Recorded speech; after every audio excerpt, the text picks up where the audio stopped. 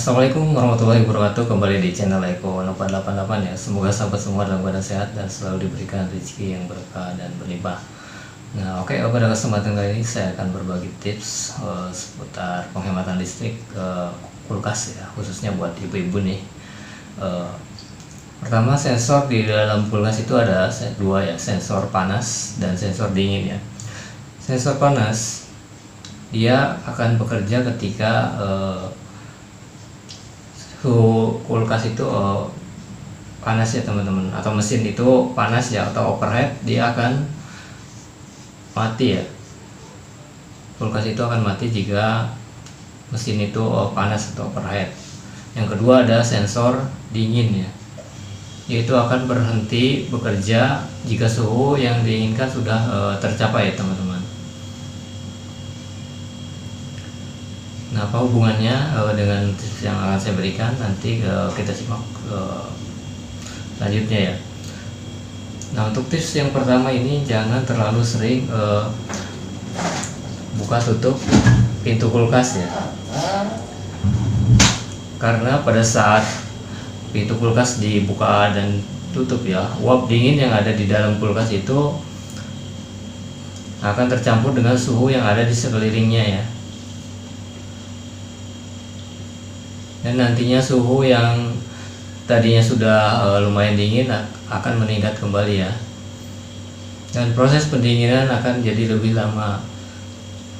Terus yang kedua, jika kulkas itu bekerja misalkan berhitung dari langkah 1 sampai 5 ya, jadi pada saat udah di angka 4 misalkan buka tutup kulkas, jadi dia akan mengulang ke langkah sebelumnya, yaitu ke 3 ya. Jadi ulang lagi dari 3 ke 4, 5 begitu ya. Jadi jangan sering buka tutup kulkas ya. Nah, yang kedua, atur suhu kulkas secara tepat ya.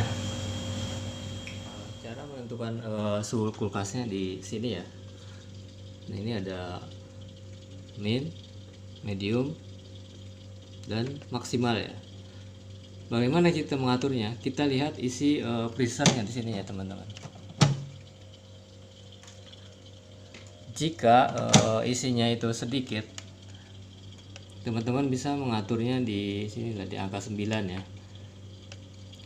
Jika isinya sedang, di medium, dan jika isinya freezer ini penuh atau ketika membuat es batu, bisa di maksimal atau di angka 3 ya. Ini ada tulisannya maksimal atau di angka 3 ya teman-teman. Nah, untuk tips yang ketiga itu ya, jangan pernah mengisi kulkas secara penuh. Jadi kalau di dalam kardusnya biasanya tertera dia berapa liternya. Contohnya di sini ada ya, kecil sekali ya ini teman-teman ya. Merahnya mungkin kurang jelas ya. Di sini tertera 166 liter ya. Nah, yang paling ideal itu kita isi sekitar 156 liter ya. Jadi jangan terlalu penuh. Kalau terlalu penuh, dia sirkulasi udara dingin di dalam kulkas itu akan terhambat ya.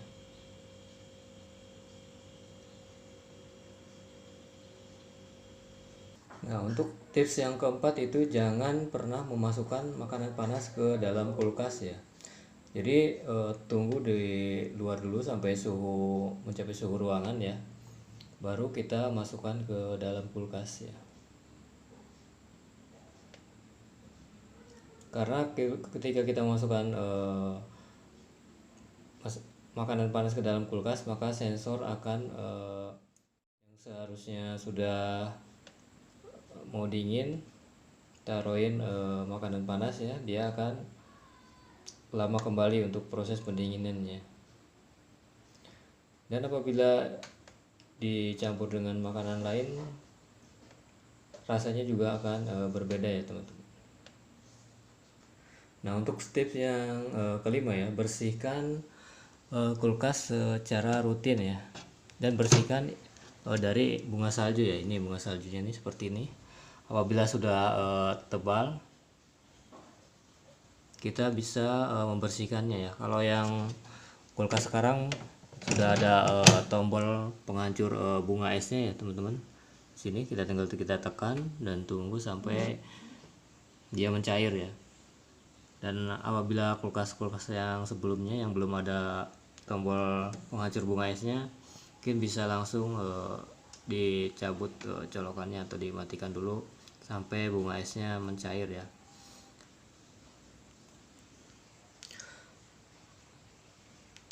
Karena ketika bunga saljunya penuh, dia sensor akan membaca suhu di kulkas itu dingin ya, padahal makanannya belum dingin ya.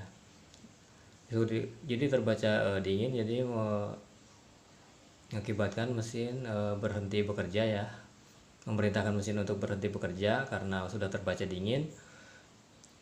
Padahal suhu di dalam kulkas itu atau makanannya belum dingin ya. Yang dingin dia hanya bunga esnya.